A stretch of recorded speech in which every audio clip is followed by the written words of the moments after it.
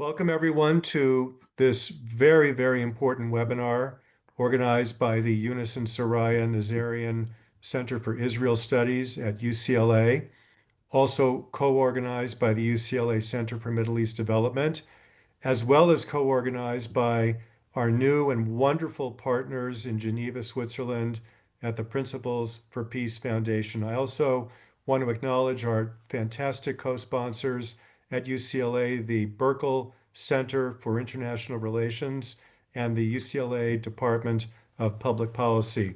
We're here to talk about the second Trump administration, its approach to the Middle East. The events in the Middle East in the last few months have been absolutely dizzying and astonishing in their evolution, their revolution, and their very, very fast pace of development.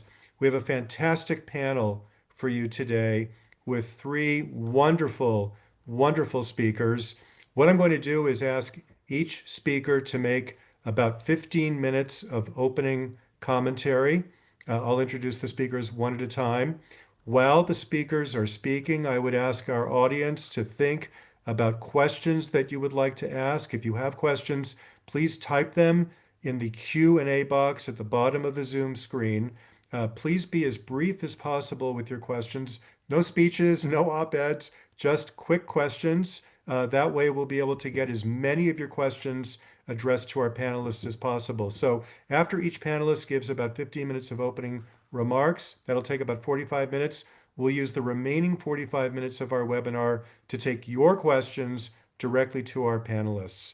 And I see that we're now joined by our very, very distinguished first panelist, Mr. Jason Isaacson, who is the Chief Policy and Political Affairs Officer of the American Jewish Committee in Washington, D.C., longtime Beltway insider, former congressional staffer, has been deeply, deeply involved in the Middle East peace process for more than 35, 40 years.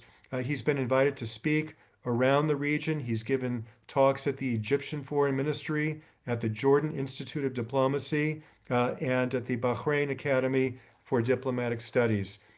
Jason, we are so honored to have you with us today. If you can kindly unmute your microphone, and I'll give you the floor for 15 minutes. Steve, thank you very much. Can you hear me okay?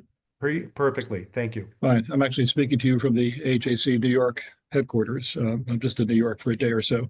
But thanks for inviting me to this panel. I'm really honored to be in this very distinguished company. So it hasn't been 40 years, by the way. I joined AJC in 1991 after working on Capitol Hill on and off for about 7 years. But yes, in that time, in the 30 plus years that I've been with the organization, a great deal of my work has been focused on, as the organization's focus has been, on events in the Middle East and on finding ways to encourage Arab-Israeli understanding and cooperation and peace. We opened an office in Abu Dhabi 4 years ago. AJC launched about a year ago now something that we call our Center for New Middle East, which is an expansion of the outreach work that we've been doing in North Africa and the Middle East for all this period, actually going back to the 50s and 60s, but especially after the Madrid Peace Conference of 1991, which really kind of set us off on a tear to do what we could around the region. Look, you're asking me to answer some questions that don't have easy answers. Maybe even don't have answers at all. I'm trying to discern the shape and the trajectory of American policy under the second Trump term. I have a sense of where the administration, where the president very much wants to go on ending wars and assuring Israel's security and building on the success of 2020 and the Abraham Accords with an expansion of the Abraham Accords. Maybe it will require a new name if the Saudis join. I'm not sure they want to be part of something that is already there. But nevertheless, this is very much part of the president's ambition. And whether it is chasing a Nobel Peace Prize or because peace is in everyone's interest and will obviously be good for American security and American economic interest as well, it certainly is goal. How do we get there?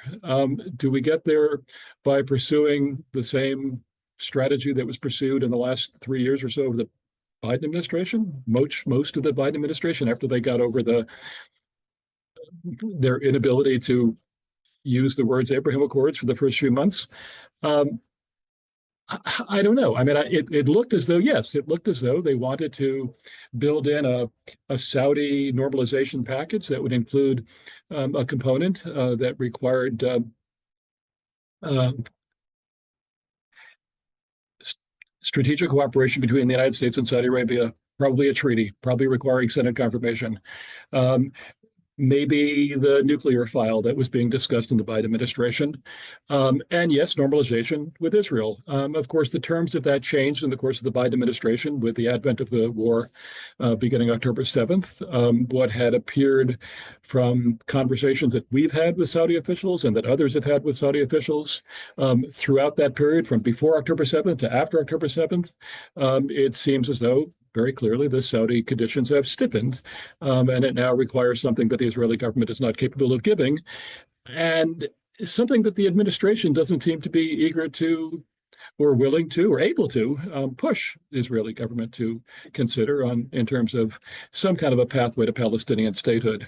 So I don't know to what extent that blocks for all time or for the duration of the conflict, the duration of the administration, the possibility of advancing that kind of building on the Abraham Accords to Saudi normalization and then beyond Saudi normalization, because of course the Saudis believe, and I think rightly so, that if they join this train, others will fall into place. Maybe not immediately, maybe not everyone, but a lot. Um, so I don't know to what extent we can actually make that kind of progress. In the meantime, it seems clear that the administration is eager to continue to do business with the Saudis in a very substantial way.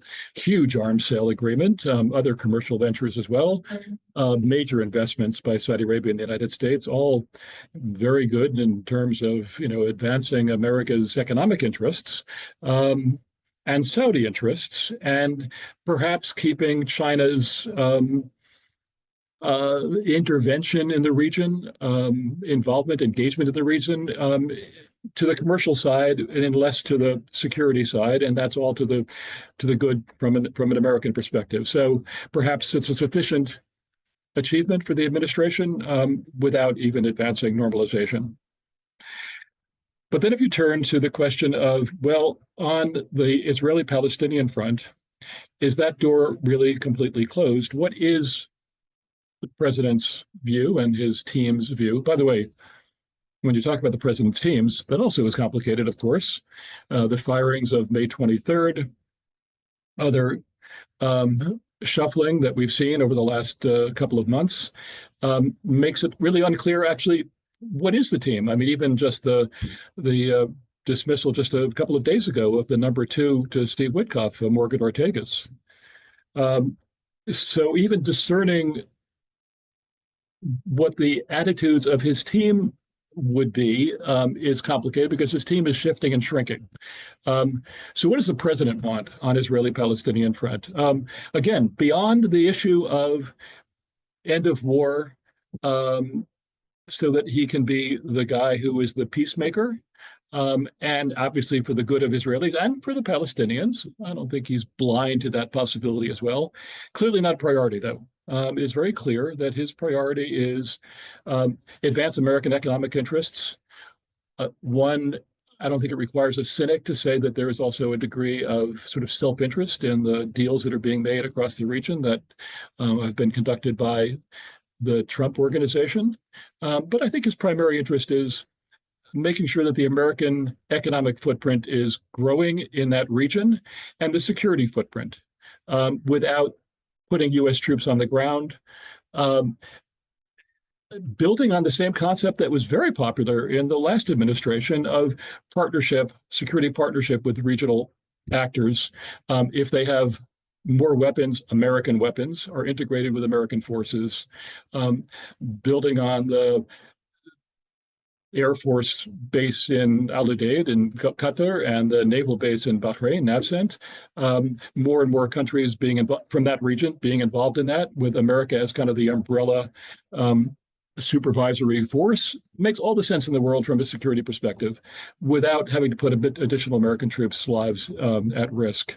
And then the question is, why are they there? Are they there to hold back Iranian aggression in the region? Are they there to perhaps conduct military action to halt the progress of the Iranian military nuclear program?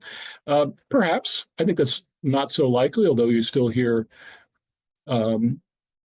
worrying signals from time to time from the administration as it runs into the frustrations inherent in any negotiation with the Iranians. One hears a comment from an administration official every now and then that suggests that all options are on the table.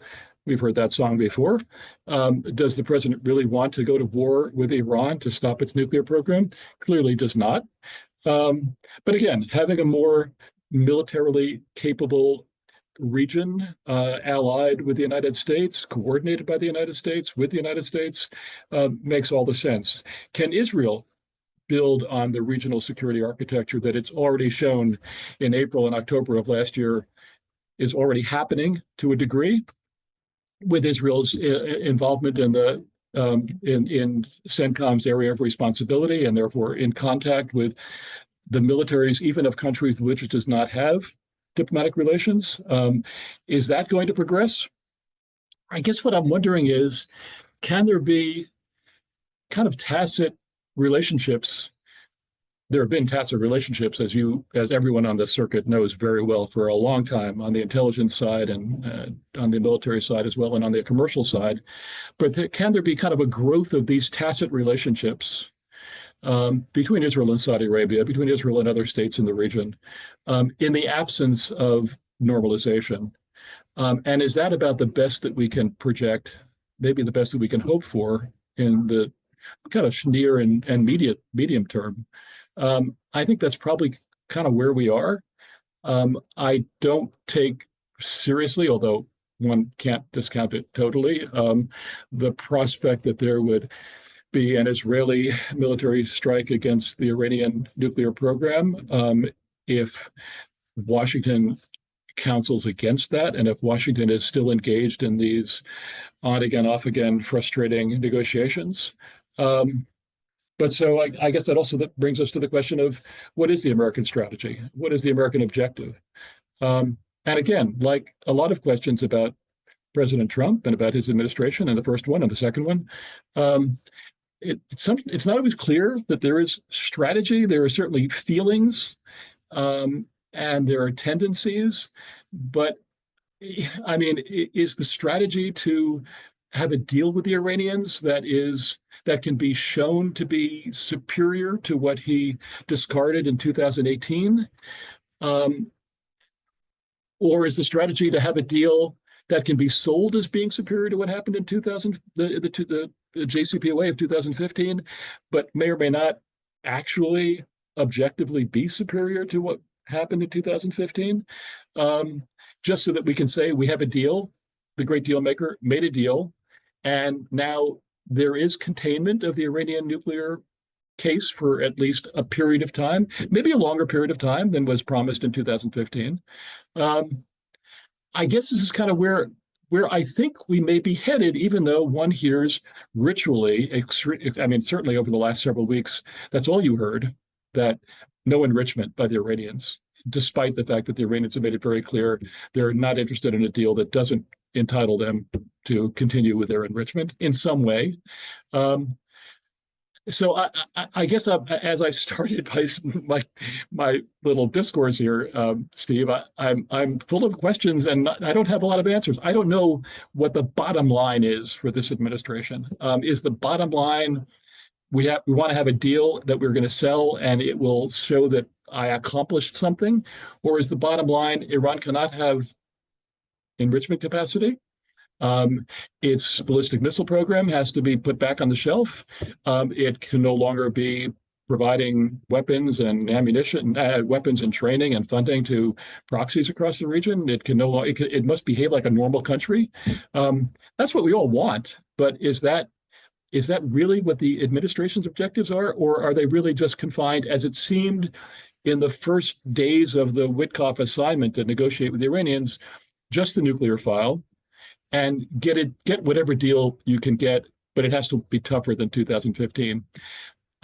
I guess I'm trying to sort of discount some of the static and some of the noise and some of the declarative, tough sounding, tough minded statements that one hears from administration spokesmen about no enrichment. I mean, you just heard this from Mike Huckabee just the other day as well. Um, I don't frankly know if that's where the president is. So, question about Iran, question about the commitment to any kind of resolution or advance or progress on the Israeli-Palestinian file. Um, Clear commitment to making good on the promises of 2020 to advance the Abraham Accords widening the circle of Arab-Israeli peace. My organization, AJC, is fully on board for that. We'll do everything we possibly can. We have track two sessions all the time and conferences, and we speak across the region, and we make contact with governments and business people across the region. Everyone on this call will do everything we can to support them in that.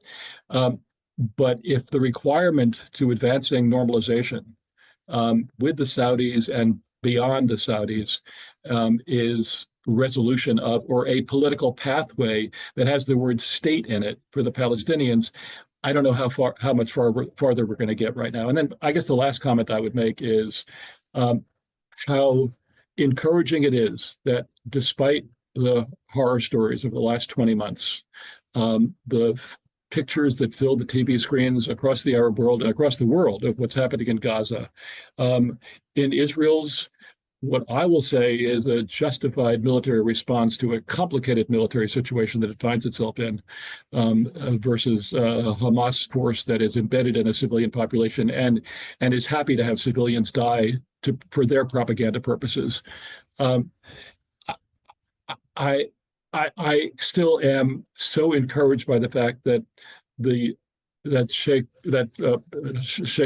Mohammed Mohammed bin Zayed, Sheikh Mohammed bin Zayed, the president of the UAE, that King Mohammed of Morocco, that King Hamad of Bahrain are consistently abiding by and even building on the Abraham Accords, not with a lot of public demonstrations of that. In fact, they avoid mostly, although it was interesting and really encouraging to see a couple of visits by Emirati officials to Israel over the last several months.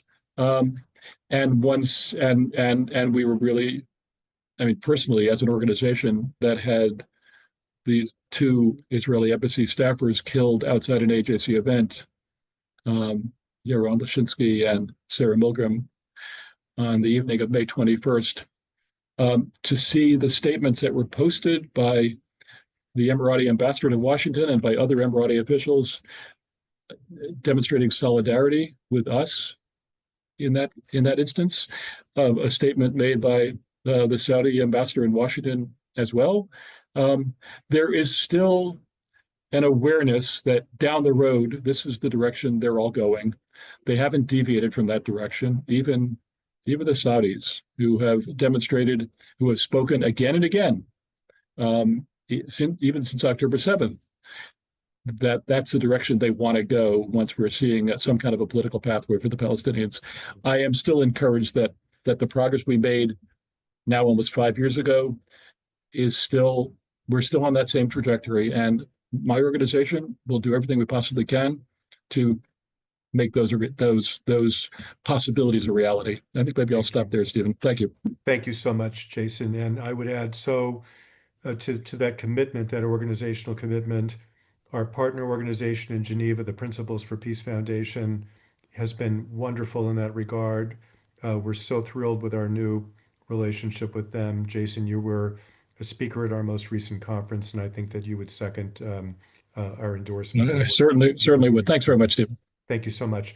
So let's turn now to our next speaker, dear friend, Ambassador Hesham Youssef, who joined the European Institute of Peace as a senior advisor in 2024. He previously served as a career diplomat with the Ministry of Foreign Affairs of Egypt. He was a senior fellow at the U.S. Institute for Peace. He was Assistant Secretary General for Humanitarian, Cultural, and Social Affairs at the Organization of Islamic Cooperation. He was a senior official at the Arab League. He's written extensively about issues in the Middle East.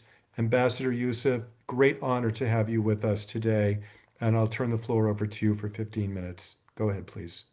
Thank you, Steve. It's a pleasure to be with you, and thank also Steve Spiegel and your team for all the effort that they are doing in issues related to the Middle East and trying to see how we can advance peace. In light of the questions that you sent me, I'll be talking about 4 issues. The first issue is what are the main trends in the region in light of the developments that we have been witnessing in the last few months and years. The second is in relation to ending the war on Gaza. And the third is in relation to the US-Israeli relationship and how it relates to the situation in the region.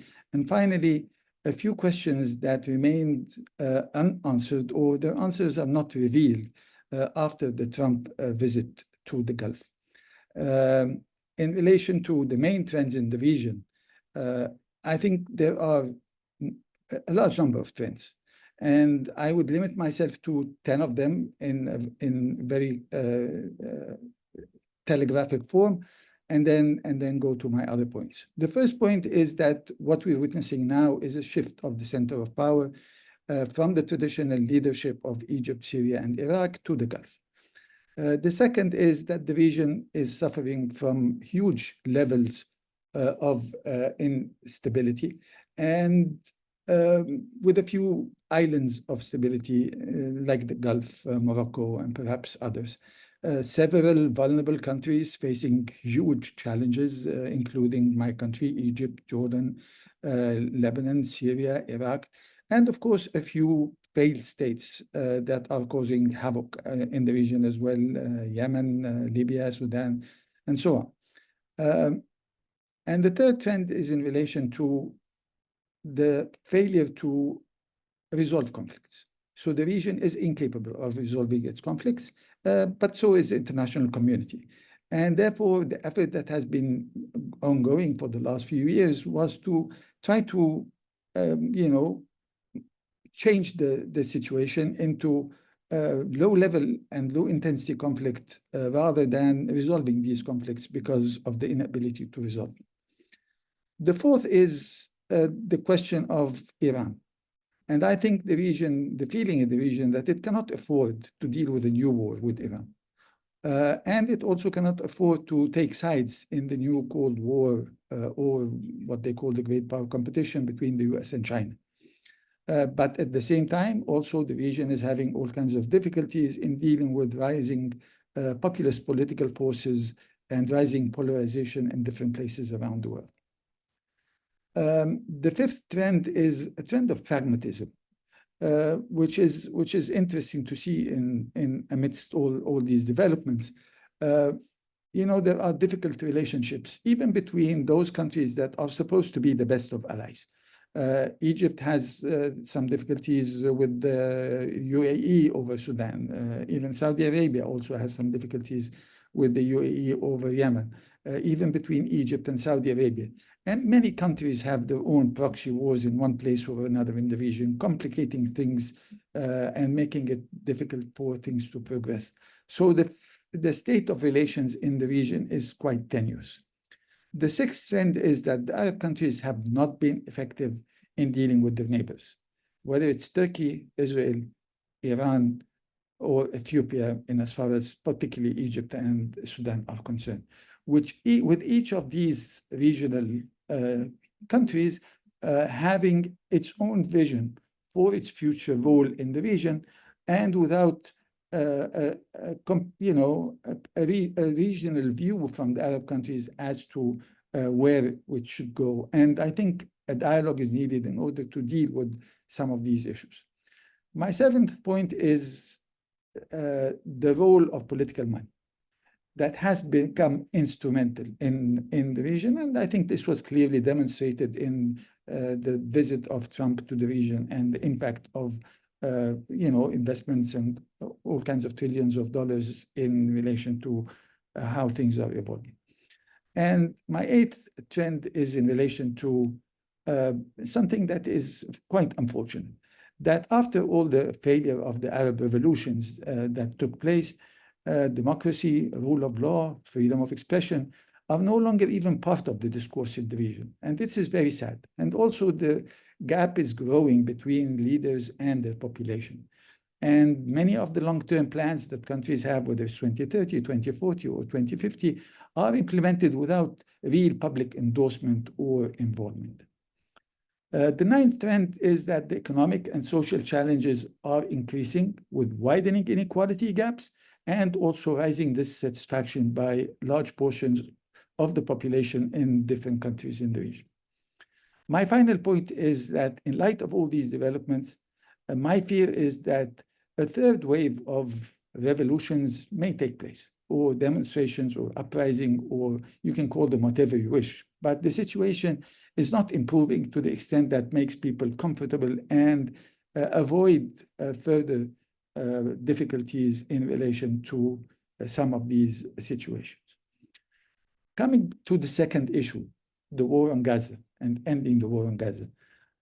I think, you know, whether we like it or not, the only leverage that we have is the United States, and in particular, President Trump. Of course, others have some leverage as well. There is a leverage by the United Arab Emirates. There is a leverage that can be exerted by Morocco. But Israel knows that both these countries will not ask for meaningful concessions on the part of Israel in as far as this issue is concerned. The complication is also that this is not only about Israel's interest. A large part of it, as the feeling is in the vast majority of the region and beyond the region, that it is about Netanyahu and trying to maintain his coalition, and also the fear of his court cases and so on. And even the little leverage that the Europeans or the Egyptians or the Jordanians have had traditionally is not as effective this time around as it usually was in ending previous wars and in trying to persuade Israel to advance on the path towards peace. And I think one of the biggest challenges that we are going to face is something that was mentioned by Jason regarding the prospects of peace. You know, what is the end game? And this is something that Israel at this point in time is not willing to entertain. And secondly, whether there will be reconstruction. And, you know, as President Trump said, Gaza has become a demolition site. And my difficulty and my fear is that Israel may not allow reconstruction materials into Gaza in order to push people to leave Gaza, which it said publicly that this is one of its objectives. And as we all know, financing reconstruction will also be close to impossible because many of the donors has indicated that one of their requirements is to link reconstruction with a political process in order to be willing to contribute to the reconstruction process. And this is something that Israel also will not accept. So ending the war, I think the ceasefire in January was because of the involvement of Trump and his team, and he took credit for it. And I think that he is capable of ending this war at any point in time if he ever has the political will to do so. My third point is about US-Israeli relations and how it impacts the region. I think relations between Israel and the US, as you well know, and Jason knows, and I think many of our viewers know, that they are as solid as a rock. Israel is a domestic issue and not a foreign policy issue in the United States. And, you know, this will continue to be a crucial relation for both countries. But in the last few weeks, this relationship has been fascinating. The United States took some steps that raised all kinds of concerns for Israel, whether it's negotiations with Iran, the ceasefire with the Houthis, the direct contact with Hamas, the release of the dual US-Israeli hostage, the rapprochement with Syria, and what was mentioned also by Jason regarding firing officials that are aligned with Israel in the US administration and so on. So, you know, this is part of the story. But at the same time, steps reflecting unwavering support for Israel took place also in the last few months. The United States gave Israel the green light on resuming the war on Gaza without a real justification for the continuation of the war in light of the ceasefire that was reached in January. It supported mass displacement of Palestinians. It did not really say anything about 70 plus days with a humanitarian blockade on Gaza recently.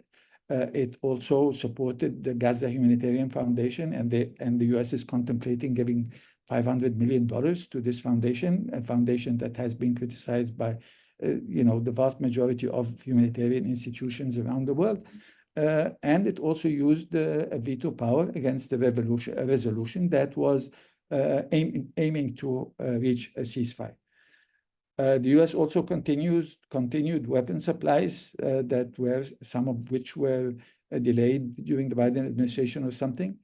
It allowed freedom of action to Israel in relation to attacking Syria, also in relation to attacking Lebanon, and something that Jason mentioned as well regarding the position regarding Iran and enrichment, that it became much closer to the Israeli position. We don't know clearly where the president is, because the president indicated at one point in time that they can be allowed to have peaceful nuclear activities, but then the situation keeps evolving and going back and forth and so on. My final point is about the questions that, or the answers that were not revealed in the Trump visit to the Gulf. And I think they are important and will have a huge impact in the region, in the future of the region. And there are three of them. One of them is related to Iran, because as you know, the Saudis and the Houthis reached a tentative agreement, and the Biden administration asked them not to sign anything until the war on Gaza ends, or not to do that while the Houthis are attacking Israel, and Saudi Arabia accepted that. And then when the Trump administration came, they designated the Houthis as a terrorist organization, and there are elements in the understanding between Saudi Arabia and the Houthis that cannot be implemented under this designation. So what will happen in relation to the Houthis, and what will happen in relation to the Iranian negotiations, whether they succeed or whether they fail in as far as the regional issues are concerned. So the regional issues remain something that will have to be addressed. They were not addressed in the JCPOA, and they are not being addressed now. And then to a certain extent, there has to be an understanding as to how these issues will be dealt with. And I think this requires a dialogue between the US and countries in the region. And finally, the day after in Gaza. I think this is a crucial issue for the United States and countries, including countries in the Gulf. Qatar is one of the mediators with the US.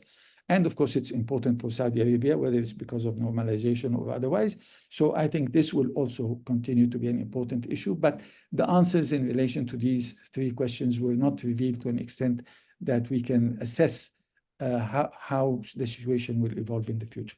I look forward to the discussion that we're going to have in addressing some of these issues after the initial statements conclude. Thank you, Steve. Thank you, Mr. Ambassador. That was terrific. Lots to think about, lots of information you gave us, and a lot to think about. And I hope that our audience is thinking about questions. We have a few questions, wonderful questions that have come in already. Please type your questions in the Q&A box at the bottom of your screen. And I want to take as many questions as I can when we get to that part of our program for our panel to respond to. Okay, let me introduce our third and final speaker, Micky Rozin-Aharonson from Israel, and you can turn your camera on. Micky is the director at an international foundation, a research fellow in the Dayan Center for Middle East Studies at Tel Aviv University.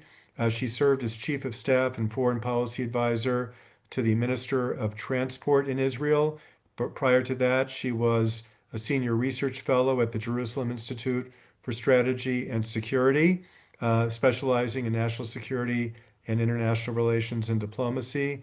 And before joining that think tank, she served for nearly a decade at the National Security Council in the Israeli Prime Minister's office as senior director of the Diplomatic Secretariat. Micky, the floor is yours for 15 minutes. We're very, very deeply honored to have you with us today. Thank you, Steve. I'm happy to be here, and I'll go directly to the topic because I know you're a very tough moderator. So if I examine American policy in the area and beyond, the main the main characteristic is that I think we can go back 30 years, not just the Trump administration, to say that there is constant inconsistency in the American foreign policy, not just between administrations, but also within the periods, the tenures of the same administration. If I look at the first Trump administration, so on the one hand, there was no American response to the attack on Saudi oil fields and oil installations in 2019. On the other hand, Soleimani was eliminated. Now, on the one hand, Trump Trump administration, first one, recognized Jerusalem as the capital of Israel. And on the other hand, Trump blocked the annexation of the West Bank and blocked the spreading of additional settlements. Now, I'll go to the current Trump administration, and I would like to show how this inconsistency, I would say, with foreign policy, to understand, is it an isolationist administration, or maybe the administration just wants peace and quiet and not isolationism? So if I look at the developments of the last few weeks, Morgan Ortagus was the most vocal and consistent advocate of disarming Hezbollah in Lebanon, is going to be moved to another position. And I don't see another figure that will replace her that will be just as vocal and just as consistent. And I don't see any other country, by the way, in the region or in Europe that will insist on disarming Hezbollah. It will remain a problem of Israel and Lebanon. Joel Rayburn, that was said to be the next envoy to Syria, from what we read, will not get the relevant votes to become the envoy to Syria because he is too aggressive. And what's happening in Syria in general is honestly beyond my understanding. I mean, sanctions are lifted, conditions are unmet. The regime in Syria speaks very nicely, but none of the conditions that President Trump demanded for the lifting of sanctions is met. Now, we see brutal attacks on minorities in Syria, on the Alawites, on the Druze. The Kurds were basically advised to reach an agreement because the US won't back them.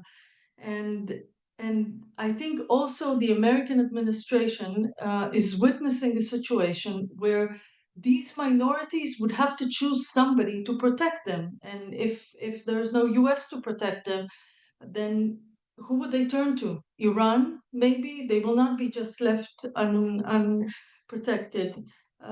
Israel stated very clearly it will protect the Jews. And after the massacre a few months ago of the Jews, Israel stepped in, and I guess this is why it was stopped, not thanks to the Jolani regime. Israel does face some difficulty in operating in Syria because President Trump declared that he is good friends with Erdogan, and Turkey is the one behind Jolani, supporting him, pushing him forward. Now, this definitely, I think, put some constraints on Israeli operation in Syria. Now, if I move to the maybe a different line that the American administration is taking, is what was mentioned here in regards to Gaza. The U.S. vetoed the voting in the Security Council about a ceasefire because it did not condemn Hamas, that refused to reach an agreement. It did. I think in the U.S. administration understands that if you only use your leverages to pressure Israel, it is the best incentive for Hamas to continue and hold on and not reach any agreement. I think if I can quote the Blinken visit to Israel, he participated in a cabinet meeting, came out of the cabinet meeting in Israel. And when the former Minister of Defense in Israel said, I think this war will last for a long time, for long months, then Blinken said, I don't think you have the mandate for it. If Hamas hears such a thing, if I were Hamas, I would immediately say, okay, let's hold on until the US stops supporting Israel and we'll get what we want. So I think this administration understands you cannot only use your leverages on Israel. We see that also in the new aid mechanism that was established in Gaza. The false publications in some media that they published that Israel shot dozens of aid seekers in Gaza, and then they had to withdraw, to go back on what they wrote, and they apologized that it wasn't true. And so the spokesperson, the American official spokesperson, came out, said it's a complete lie, and supported the mechanism. Lately, they also said that the US is considering to provide $500 million in aid to Gaza because of Israeli requests. I don't know why it was an Israeli request. I think it's not just an Israeli problem, the suffering in Gaza. Now, what this administration doesn't understand is that when Hamas does not control aid, because Hamas depots are full with food. Sometimes we saw even cases when Palestinians broke into them to get the food. So if Hamas does not control the aid, it is harder for it to control the people.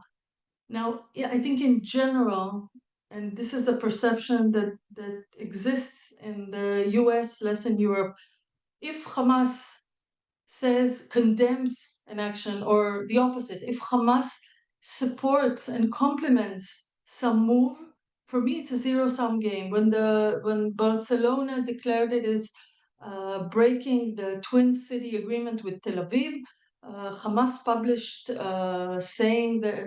that complimented Barcelona for the right move. Now you don't want to get compliments from terror organization. So I think this is something the U.S. government understands and supports the development in that sense. We also hear that the U.S.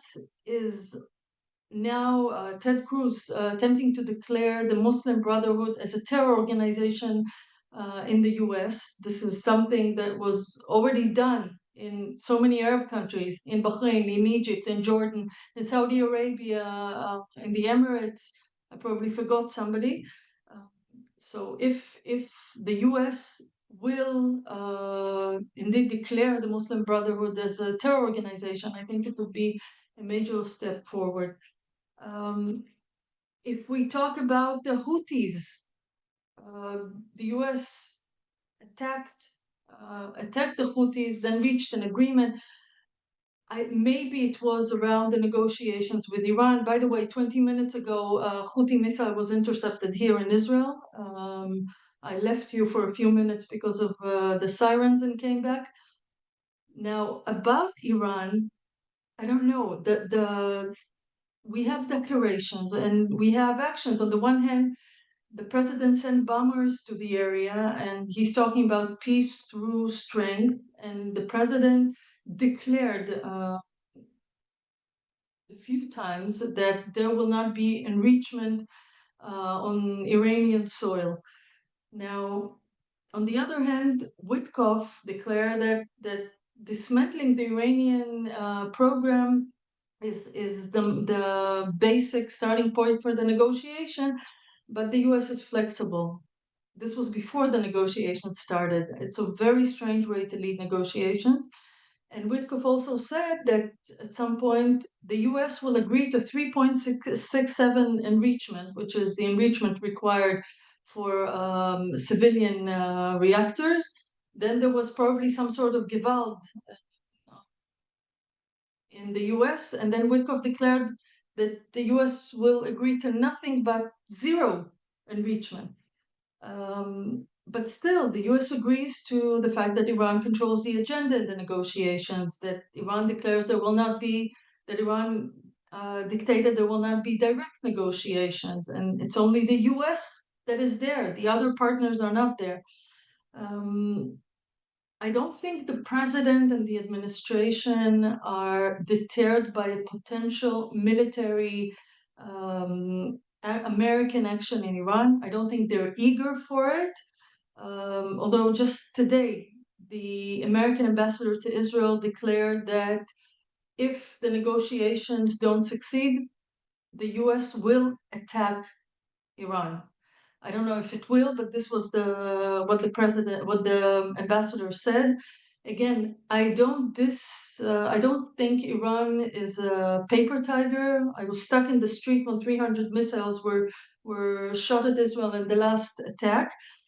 I don't think, though, there will be a US-Iran war. You cannot have a US and Iran war. There's such an imbalance, especially when the US does not aspire to change the Iranian regime or to conquer the Iranian land. The US's aspiration is not to have a military nuclear Iran. So basically, President Trump has to make a decision now whether in his shift Iran will become nuclear. And I think the president is not interested in wars. He is interested in economic development. He has other problems the Iranians are counting on, like China, tariffs, Russia, Ukraine. But I don't think he is afraid to follow the sentence that if you really want to avoid the use of force, you have to demonstrate true willingness to use force. My conclusion about, in general, US policy in the region is that it's complicated, like the status in Facebook. It is impossible to try and find one guiding line in the American foreign policy. And this has been consistent, not just for the Trump administration, but all the administrations before that. Thank you. Thank you, Micky. Very interesting that each of you, from your different perspectives, have talked about the inability to kind of pinpoint an overall strategic framework for the administration's approach to the region. Each of you talking about, on the one hand, this, on the other hand, that, the inconsistency, the inability to predict. And I would venture to say that it probably is quite vexing for policy planners in Egypt, in Israel, and throughout the region, including Iran for that matter, to try to figure out or make heads or tails of what the administration might do next. Well, it's time for Q&A now.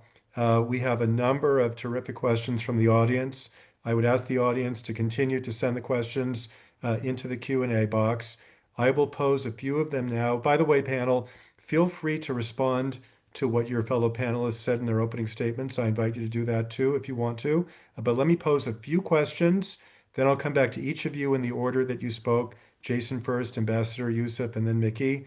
I'll give you each about 10 minutes or so to respond to any or all of the questions or comments. You can respond to one if you want to, or to several or all of them. I'll leave that to you. So let me read them to you right now. The first question is from a UCLA person asking, where exactly is the Trump administration right now with respect to the future of Gaza? We had Trump's statement in February at the joint press conference with Netanyahu, saying that the United States would take over Gaza, build it into a beach resort. Of course, that prompted the response from Egypt and the Arab League with what I would say is a much more reasonable plan for Gaza and the day after and beyond. But where do we think the Trump administration is right now with respect to Gaza post-war planning? Next question from Manuel Kaplan. Is it in the American interest to encourage the dethronement of Netanyahu from leadership in Israel? Ellie Goffney is asking, what about the instability evolving further in the West Bank right now? and dear friend Hoda Awad from Cairo asking, do the Abraham Accords, have they helped to maintain peace and peacekeeping in the region?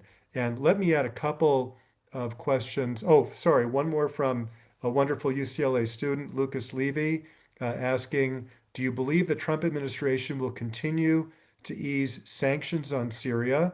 Micky addressed that. And how might this impact the future of Syria-Israel relations? Very interesting, very nice question, Lucas. And let me just add a couple of my own, and then I'll turn it back to the panel. I'm wondering how the panelists think about the U.S. military action against the Houthis. Did the end result of that action increase or decrease American military credibility in the region? Did the Houthis defeat the United States Navy, or did the United States defeat the Houthis? And what is the impact on American military credibility in the region?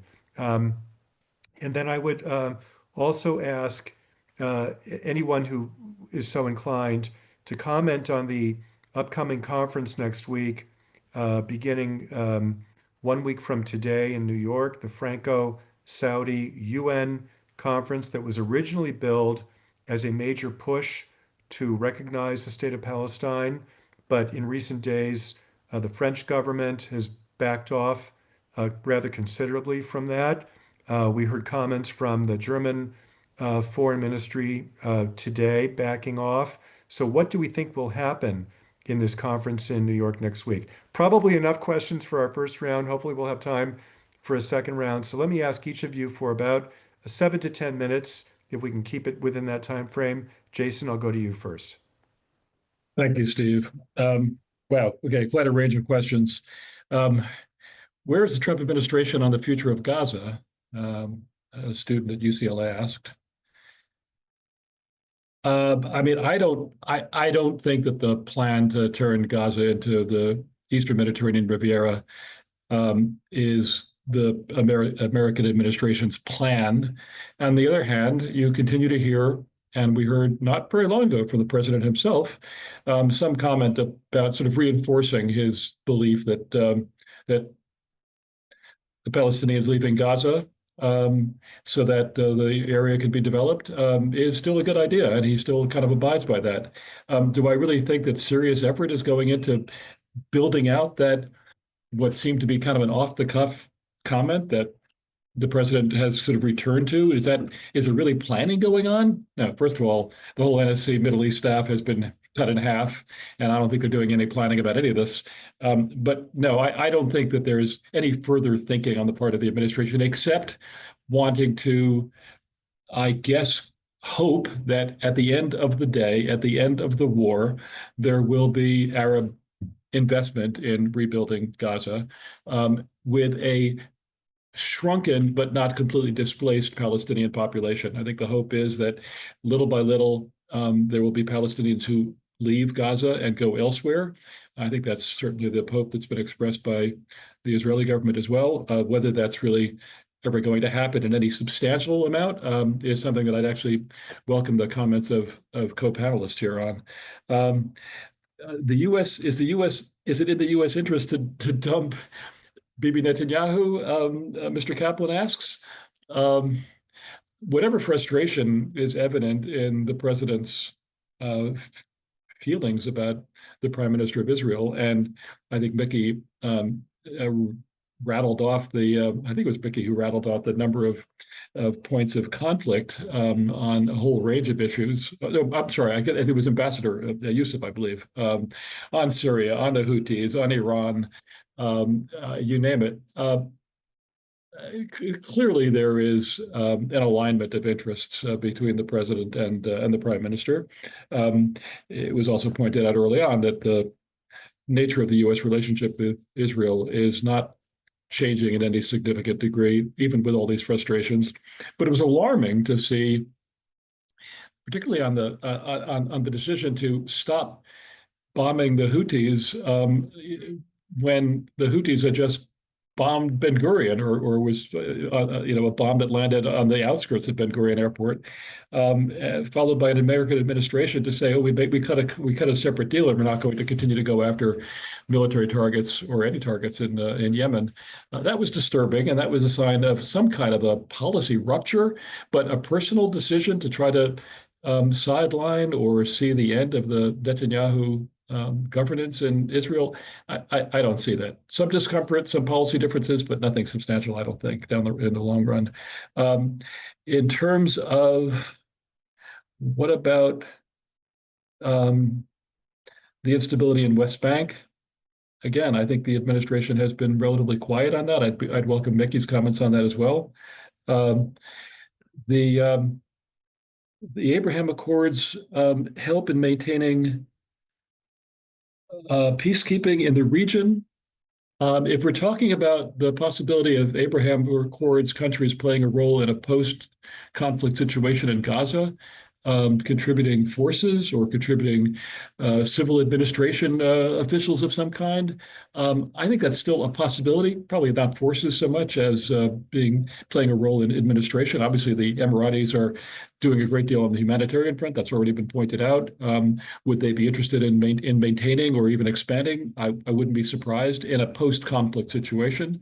I don't foresee Arab armies in Gaza shooting Hamas forces. So I don't know how we could possibly foresee that kind of peacemaking and then peacekeeping role by Abraham Accords countries. But again, as was pointed out earlier, it has been made very clear by the Saudis and by the Emiratis and by others that they have really no interest in investing a dime in reconstruction of Gaza until the situation has changed, until there is some kind of a political pathway for the Palestinians as well. And the Palestinian Authority has a role, despite their evident distrust of the Palestinian Authority leadership, still it has to be a Palestinian governance in Gaza with Arab participation. Would Trump the administration ease sanctions on Syria? I think that's already been discussed a little bit. U.S. military action against the Houthis, as I said, I was surprised by and really disappointed in the administration's actions. I really do think that I wouldn't say that the Houthis have defeated or given a black eye to the U.S. military by any means. The U.S. obviously administered pretty significant blows against the Houthis in Yemen. Did it stop them from continuing to fire missiles into Israel? No.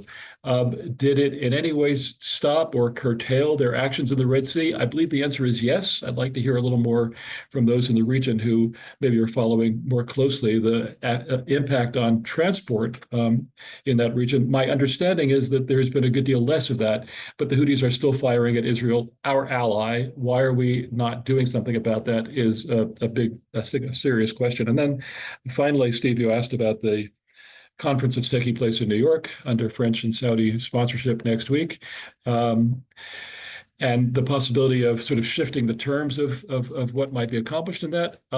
Look, it's going to be, yet another in a long series of opportunities for one-sided bashing of Israel. And I think there will be some attempt on the part of some countries to perhaps say more about Hamas than has been traditional in UN forums. And that's to the good. But the whole basis of a discussion on a two-state solution, implementing a two-state solution, when one of the parties of that necessary discussion is not present, can't play a role, can't move forward. There is not a responsible Palestinian leadership to create a two-state solution, and there is not a will or desire or frankly, any traction politically in Israel to advance two-state solution in the current situation. So I would like to see some pathway to a political future for the Palestinians, obviously, for rights for the Palestinians, for an end of their feeling of oppression that they so clearly demonstrate, and that needs to be corrected. But is there going to be a state anytime soon? I don't think so. And will a conference next week, even will rhetoric that endorses relations with the state of Palestine when there is not a state of Palestine? Does that help advance a solution? No, it doesn't. It just probably makes people retreat to their corners and make it even harder to advance a negotiated solution. So I think it's an unfortunate exercise. The time is not ripe. That doesn't mean we can't find ways to make the situation better for the Palestinians in the meantime, build a different narrative for the Palestinians that accepts the notion of Israel's legitimacy as the homeland of the Jewish people, eases tensions, and at the same time on the Israeli side also things have to be done to introduce the concept of sharing the land with the Palestinians so that we can move in that direction. But it's not going to happen in a conference in New York next week, and it's not going to happen anytime soon without a great deal of work on both sides. Okay, thank you so much. Before I turn it over to Ambassador Youssef, I'm going to throw another question his way. And then Micky, before I turn it to you, I'm going to throw another question your way. For Ambassador Youssef, the question is that according to media reports, there has been a pretty sizable buildup in the Sinai on the part of the Egyptian military, well beyond the limits in the Israel-Egypt peace treaty. What does this portend for the future relationship between Egypt and Israel? Is President Sisi committed to the peace treaty? Are the Israelis reading too much into this buildup? And so forth. And then for Micky, and I've been wanting to ask this for a long time, and Micky, and forgive me for forgetting the last couple times we were together. Let's assume, and I know this is a huge assumption and probably would never happen, but let's assume Hamas were to unilaterally release all hostages immediately, living and dead. Would that mean an immediate end to the war? Or would Netanyahu continue to prosecute the war even after the release of hostages to fulfill his stated goal of destroying Hamas? Okay, Ambassador, if you want to comment on that as well, you're more than welcome to. And Micky, you're welcome to comment on the question about Egypt military buildup. Ambassador, I'll turn over to you for 7 to 10 minutes. Thank you. Thank you very much, Steve. Very interesting questions. Now, complicated ones as well. In relation to the U.S. policy towards Gaza and towards the situation in general, and we've been talking about whether the U.S. has a strategy or not. I think it doesn't, but sometimes it has strategic goals, and the approach of the president is that the president announces these strategic goals, and in order for them to be implemented, there are actions that are taken for disruption, and then a chaotic situation arises. And as a result of this chaotic situation that he tries to manage, he's trying to achieve as much as he can in as far as these goals are concerned. This has been the approach towards Canada, towards migration, towards custom duties, and so on. And Gaza is not an exception in relation to the idea of the Riviera, that I think it was clear that this will, by displacing 2 million people and then rebuilding Gaza, and then some of them will come back and so on, it will not work. So, and I think this is realized by now. And you mentioned the Egyptian plan that was adopted by the Arab world and the Islamic world and a number of European countries, just to send a message, that reconstruction can take place while the people are there. And this is, of course, the magnitude is much different than previous wars, but in different places around the world, reconstruction was possible while the population is there. And, Jason mentioned that about a shrunken population. I'm not sure that this is a solution to anything. If it's not 2.2 million and it's only 1.5 million people, is this okay now? Everything would be fine in Gaza? I don't think that this is the issue. And I think, and this also relates to a number of questions in relation to the West Bank and in relation to the outcome of the conference in next week. All these questions are around the same thing. The question is, okay, how are we going to end this conflict? And as far as the whole world is concerned, the two-state solution is the approach. Now, we can't reach a two-state solution now? Absolutely, fine. So, it doesn't mean that we want this two-state solution tomorrow. But then we have to ensure that this remains a possibility if this is what the whole world agrees on. And if we want to maintain this a possibility, then we have to see how to preserve the two-state solution. And I don't think that announcing 22 settlements, new settlements in the West Bank, is the way to say that there will be a solution. or that allowing settler violence in the West Bank, protected by the army and so on, is the way in order to say that, no, things would be better.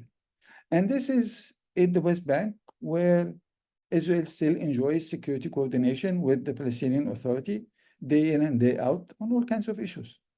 So yeah, the situation is dire in the West Bank. It is extremely problematic. It is also devastating in Gaza, and so on. And also, Micky mentioned something about humanitarian assistance and about why is Israel asking the U.S. to pay $500 billion? Well, because nobody else wants to contribute to an organization that is felt that is will not act in accordance with international humanitarian law. And because there are 3,000 trucks waiting to enter Israel and Gaza, and Israel is not allowed them to enter, with all kinds of things by all kinds of organizations, whether it's the WHO, UNICEF, the whole UN system has thousands of trucks waiting for months, and they're not being allowed to enter. And nobody wants to contribute to this institution, and except $100 million that were received, and nobody announced where they're coming from. Is there a reason why there is nobody who's willing to say that they are supporting this effort? There is a problem. And then the question of the shooting, well, the UN Secretary General proposed that an investigation takes place to see how these people are dying. And there are reports from the ICRC hospital, that is a credible institution in the world, that says that no, there are injuries that are very clearly coming from a certain direction, and this direction is Israel.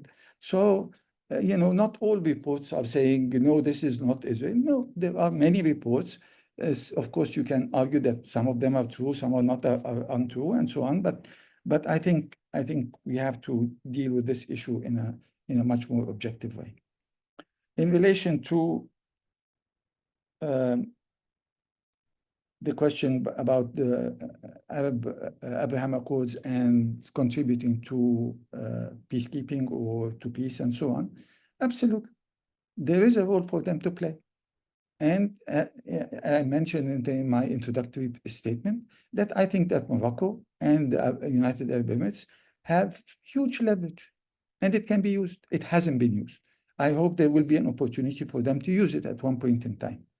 But now the question is, will Israel be convinced or be persuaded, not necessarily to establish a two-state solution or to be helped to preserve a two-state solution, but if it is not intending to do that, then they have a much bigger problem strategically in order to see how this can be addressed. Because this issue, as it is clear and evident to almost all the other countries in the region and beyond, that it will not go away.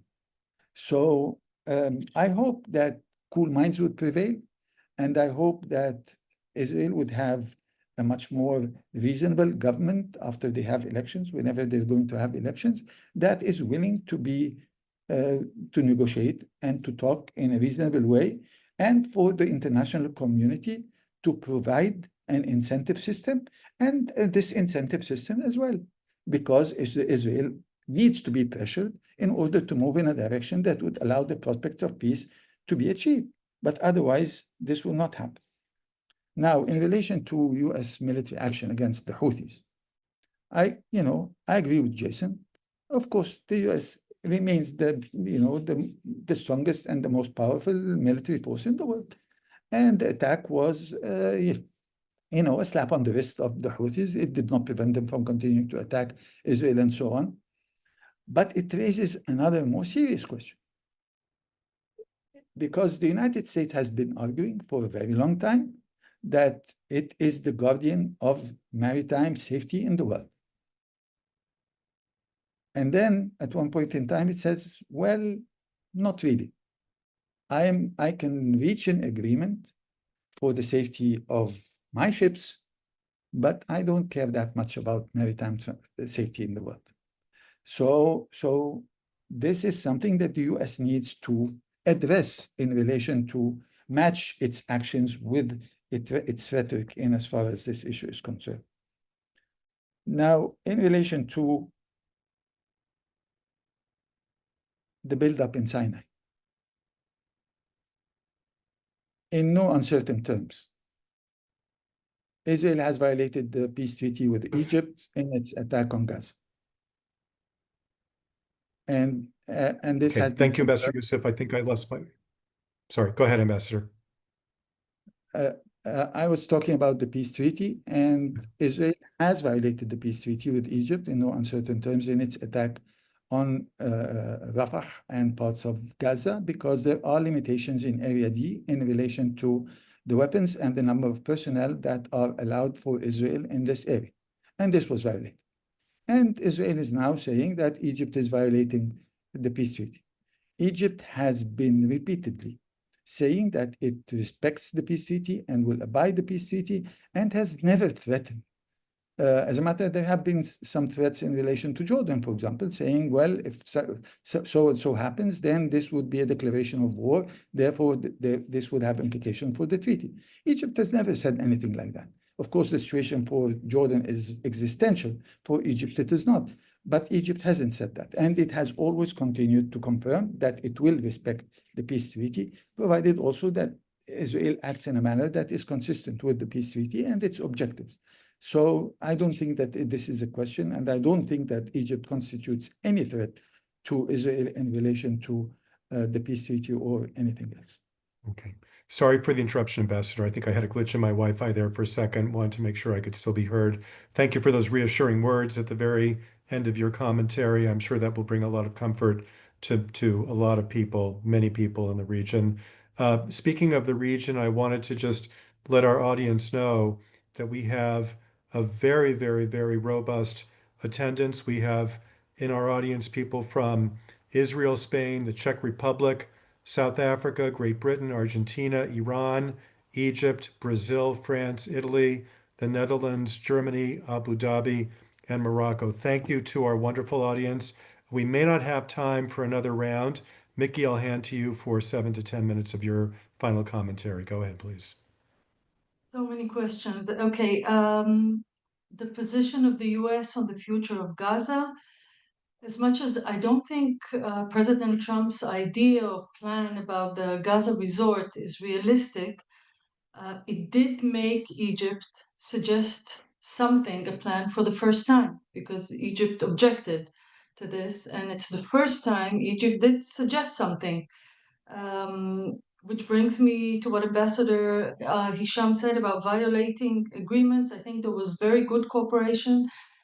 There still is cooperation between Egypt and Israel in combating terror. I think the greatest breach of peace agreement, or in that sense, is allowing all the weapons to be smuggled into Gaza and to be used against Israel, October 7th, before and after. About the question about President Trump dumping Prime Minister Netanyahu, I agree completely with Ambassador Hesham that I think the relationship between the bond between Israel and the US is strong, and it goes way beyond this government in Israel or the other. For Israel to have bipartisan support in the US is a strategic asset. I think some people in Israel do not understand that, but it is an asset, and I think the relations will go again beyond any government we have or another. About the question of Lucas, the student in UCLA, about easing on Syria. The one thing I didn't mention is the latest American agreement, which is I regard as a catastrophe. It just went under the radar here. The US agreed that Syria will take in foreign radical fighters into its army, which was one of the demands President Trump put to have the sanctions lifted, that Jolani has to kick out all the foreigners that came from Chechnya and the likes. And he either couldn't and came to the US and said so, but what we practically will have now is armed radicals, Al-Qaeda, ISIS, what have you, on our border, receiving a salary from the official government in Syria. I don't know how that could work. I think it's a recipe for an October 7th on the Syria front. And again, I cannot understand this move. I have no idea even how to try and explain it. About Gaza the day after, whether the US supports forces or American forces, there are Palestinian forces currently that are operating within the new assistance mechanism, and they are objecting Hamas. There was an ironic incident yesterday when Hamas tried to shoot at the Palestinian faction that is against it, and it was reported that Israel shot those Hamas people. So there is an opposition to Hamas in Gaza. The 17th of June, Franco-Saudi US meeting on recognizing a Palestinian state. I think it's an Israeli interest to have a Palestinian state. I just don't think it can happen now and under the current circumstances. I don't think this will go beyond the declaratory result. It will definitely alienate some people. It will definitely create, it will strengthen the more extreme powers in Israel. And I cannot understand how it will help a single Palestinian, either in Gaza or in the West Bank, this declaration. I have to say that I was surprised that nobody asked a question about Iran, or I missed it, but about US Iran, which is like the burning topic right now. And when the president was asked how is he dealing with Elon Musk, so he said, I'm dealing with Iran. But nobody asked a question about Iran. And I think the most important thing the US can do right now is to pressure the Europeans to operate the snapback mechanism that will expire soon in October 25. We heard from the Europeans that they didn't activate it so far because if the Americans would ask, they would do it. So please, Americans, ask. It's the last minute to activate something with a diplomatic solution.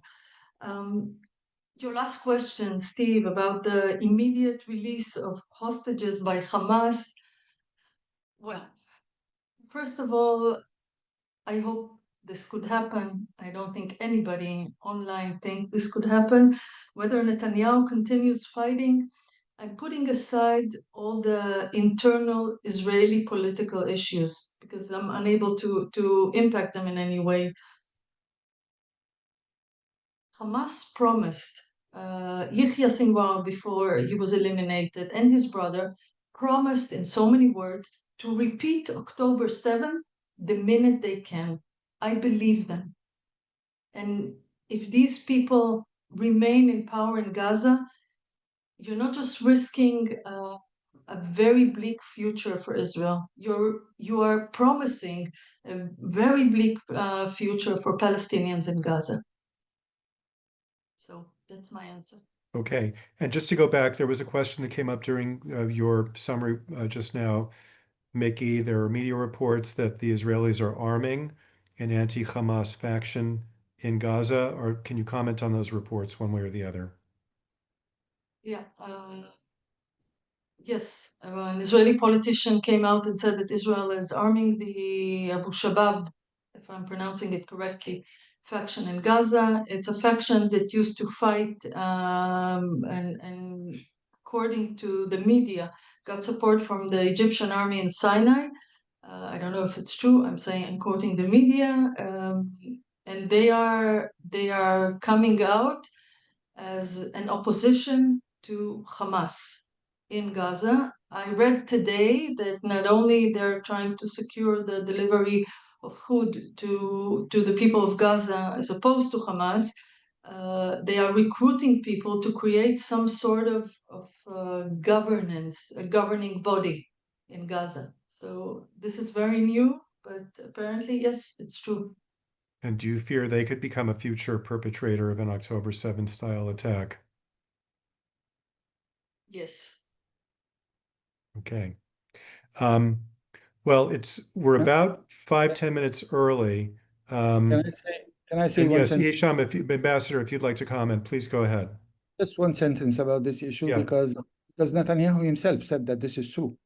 So this is no longer a rumor or anything. Netanyahu said that he is helping those who are fighting Hamas in Gaza, and he was criticized by a number of political forces in Israel, saying that this should not have happened, and then etc. He said he defended his actions. So this is not something that is reported by the press. This is something that was admitted by the Prime Minister of Israel. Okay. So we do have a couple of minutes left, and I do want just to have a quick lightning round here with the three of you, couple of minutes each. If the three of you could comment on the following countries and what role we think they may be playing either now or going forward. Turkey, positive or negative. Qatar, positive or negative. And where do we see Lebanon going? Will the Aoun Salam government be able to prevail over Hezbollah, or will Hezbollah over time be able to rebuild and reassert itself as it did prior to last fall? I'll start with you, Jason, couple minutes, then to Ambassador, and then to Micky. Thanks, Steve. I'll be very brief. I'm full of questions about the ambitions of President Erdogan in Syria, other than wanting to see as many of the Syrian refugees who are in his country return home, what kind of control he wants to be able to exercise in Syria, and how threatening that is to Israel. I do not believe that there will be a desire on the part of the Turks to have a conflict with Israel over the air, over the skies of in the skies of over Syria, but I'm concerned about the very heated rhetoric of President Erdogan and whether any of that rhetoric will convert into action. I think it's unlikely, but I think it's possible, and I think that's very worrying. As far as Qatar goes, look, Qatar has played an important role in terms of securing release of hostages in the past and in negotiations to continue the process of releasing hostages. But Qatar has other ambitions across the region and a long history of support for Muslim Brotherhood movements. At the same time, close partnership with the United States on the security sphere. So that kind of two-sided policy by the Qataris is something that everybody knows about, everyone's aware of, and is a source of some concern. But at the same time, they continue to play an important role. So I'm hoping that we will graduate from reliance on the Qataris for this facility that they have offered us in terms of mediation, and have a more hard-headed and practical approach to a country that unfortunately has history of support for movements that are extreme and contrary to the interests of America and our partners across that region. As far as Lebanon goes, I'm not an expert other than just speaking to people in Israel and in the region about the future of Lebanon. I am hopeful that the new government will continue to make gains against Hezbollah. I think the LAF has had some success. It's been disappointing in that they haven't gone farther. I don't know what the future of UNIFIL is going to be, but perhaps we'll take that up in a future conversation, because I think there is a great deal of disappointment about the role that UNIFIL has played because of the mandate that it's been given in the past. Yeah. But and I would like to see a future in which Israel no longer has to be stationed in southern Lebanon, but for the time being, they do. Yep. Okay, thank you very much, Jason. Thank you so much for being with us today. Ambassador Youssef, have to restrict it to 2 minutes, please. Well, very quickly then. Turkey, of course, has ambitions. Its policies sometimes were problematic, but it has been trying to de-escalate with Israel before the war in Gaza, with Saudi Arabia, United Arab Emirates, Egypt, and so on. It can play a positive role. And it tried also to play a positive role in Ukraine and Russia, between Ukraine and Russia. So countries can, if they are incentivized to play a constructive role, they can play a constructive role. And this applies to Qatar as well. Qatar was paying money to Gaza upon the request and approval of the United States and Israel, Netanyahu himself. So, and then they come and blame him, blame Qatar. Why did you pay money? Well, we were asked to pay. And Afghanistan, why have you been talking to Taliban? Well, we were asked to talk to Taliban. So, we have to be clear in relation to when we ask countries to do things, and when they do it, then we start criticizing them. There are no angels countries in this world. Every country is working for their interest to advance it in whatever way they see fit. So this is what we'll have to continue with. Lebanon, very briefly, well, I don't think that continuing to have these areas in Lebanon under Israeli control is helping the process.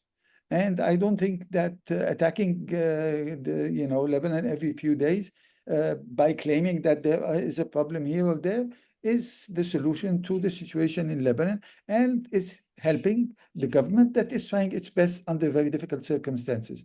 If we want to help this government, then we should rely on the mechanism that was established to see that the ceasefire is being respected, rather than this adventurous approach of attacking anything that Israel thinks that it constitutes a threat from one perspective only, and without adequate proof of the reasons behind these attacks. Thank you so much, Ambassador. Our warmest thanks to you for joining us this evening, your time. Finally, Micky, I have to limit you to just no more than 2 minutes, please. Okay. Turkey, I think Turkey can and should play a positive role. It is dominant. It wishes to be more dominant. I'm not sure under the current Turkish president it will play a positive role. Qatar, I think Qatar is more active than what was mentioned before. They're not just asked to, it's true, they were asked both by Israel and by the US to deliver funds to Gaza, but I don't think they are so passive. I think they're actively operating in different arenas in the world. And I think Qatar has to decide whether it's a partner or a problem. And the US has to decide how it treats this dual role.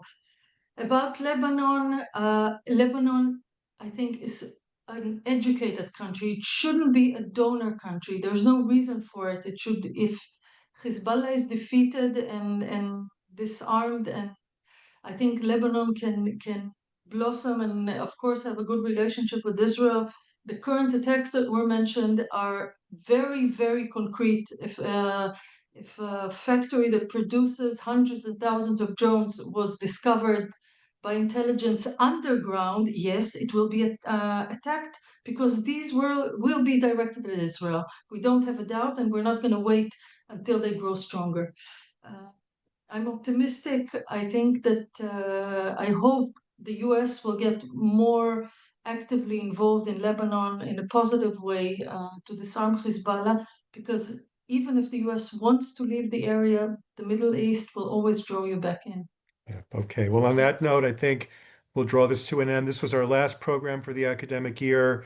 We'll see you in the fall. Thank you to our wonderful panelists. We're so grateful to you for your time, for your brilliance, for your commentary, and for your hard work.